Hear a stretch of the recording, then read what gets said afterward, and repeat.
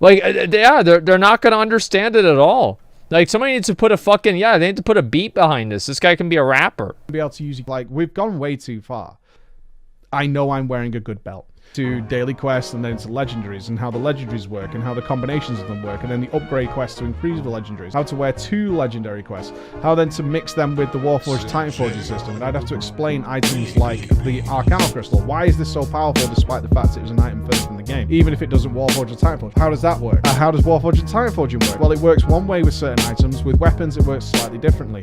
Gem slots, this is how they work. This is how much they're worth, which I guarantee a lot of people listening to this right now aren't exactly sure how much a gem slot is worth. It's obscene. So this changes how much item level is relevant to the item you just got, even though it seemingly has the best stats. A worse item with bad stats but a gem slot could actually be better for you by a significant margin. If you did get a Warforge or Titanforge, it could work this way. Then comes the Nether Crucible. Nether Crucible is slightly different, so you're going to have choices there, but each of them have different weights. It's not particularly clear which one is better because they're random procs. It doesn't tell you how often they proc, so you can't even do some simple math to figure that out. And then you have all this stuff, and that's just for Legion. You come into BFA, practically none of those systems exist anymore.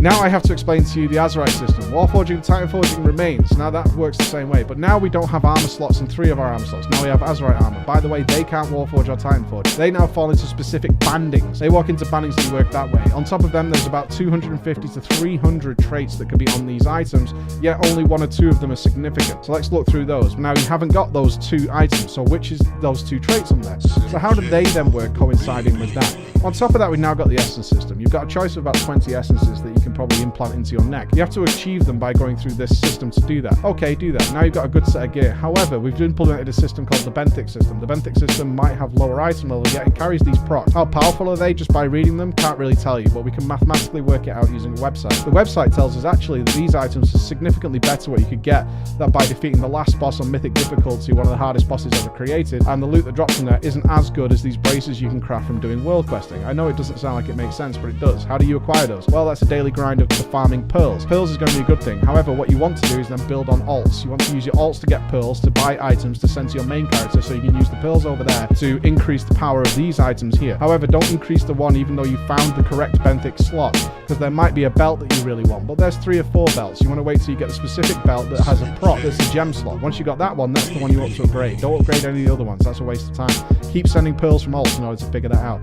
By the way, on top of that, we've now increased a corruption system. The corruption system goes on top of all those other systems. So we want to increase that as well by managing how much corruption. Now, this gear that you're going to get that's an upgrade for you is actually going to debuff your character and give you some sort of negative effect. A lot of people seem fine with the fact that this gear is going to be permanently debuffing their characters. I don't know why, I don't understand it either, but they seem perfectly fine that their new gear is actually negatively, in fact, impacting them in some way. Now you have a corruption value. Now you can choose how much corruption you want to go on top of that, but there are some items that reduce the corruption, meaning you can micromanage that. There are going to be static values for how much corruption is on per item, but it's still an RNG roll as whether it's going to be a tier 1, tier 2, or tier 3 corruption level that's on that item. And I know some of the people listening right now aren't even aware that this system exists. It's only just been iterated upon. Then you're going to be able to use your cape. Now your cape says sanity, but it's going to now be just crossed out and say sanity and corruption because they couldn't figure a way of doing it the other way. It's most likely going to be still tied to AP in some way, so you want to keep grinding your Azerite power. How can you get Azerite power? You have to do specific content that you vastly out-level and out-gear. And then that's where we're at.